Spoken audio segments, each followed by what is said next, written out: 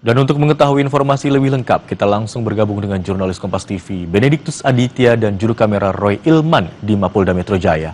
Selamat siang, Bene. Bagaimana kelanjutan penanganan kasus yang menjerat Del Pedro Marhen?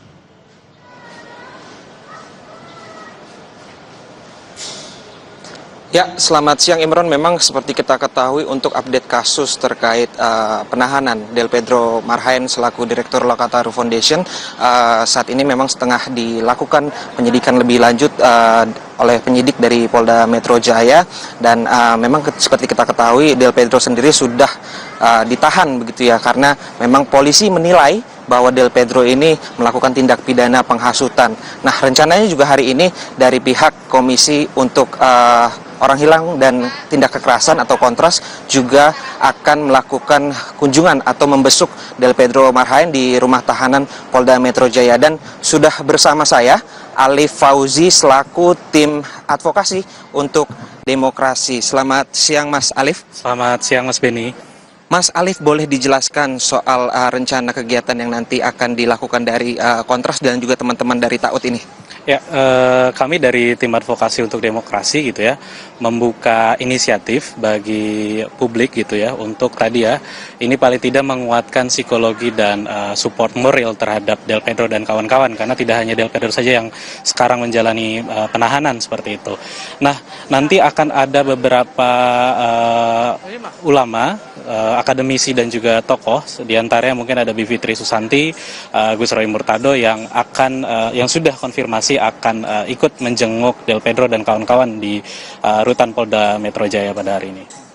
Kemudian kemarin soal tim advokasi untuk demokrasi sempat menyatakan bahwa penahanan Del Pedro ini merupakan salah satu bentuk kriminalisasi atau menilai bahwa penahanan ini cacat hukum. Boleh dijelaskan lebih lanjut soal ini? Ya, baik, kalau kita melihat dari pasal yang disangkakan terhadap Del Pedro dan kawan-kawan memang sifatnya mungkin hasutan seperti itu. Nah, kami melihat tidak ada korelasi atau tidak menunjukkan adanya kausalitas antara tindakan atau perbuatan yang dilakukan oleh Del Pedro dan kawan-kawan terhadap gelombang aksi protes yang dilakukan oleh masyarakat. Karena kami menilai ini murni organik karena keresahan masyarakat terhadap beberapa kebijakan yang memang itu tidak pro terhadap rakyat seperti itu.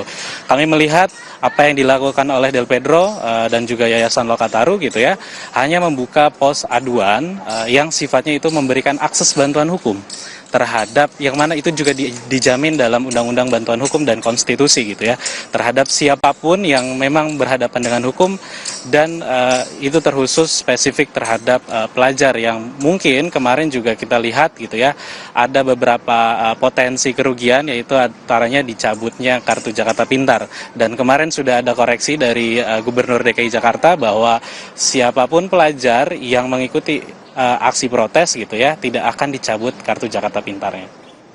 Lantas kemarin kalau kita ketahui Menko Hukum dan HAM IMIPAS begitu ya, Yusril Iza Mahendra bersama Oto Hasibuan ini mendatangi rutan Polda Metro Jaya, menjenguk keadaan atau ingin mengetahui keadaan Del Pedro juga, dan sempat berbincang dengan Del Pedro. Bagaimana Anda melihat atau merespon hal ini?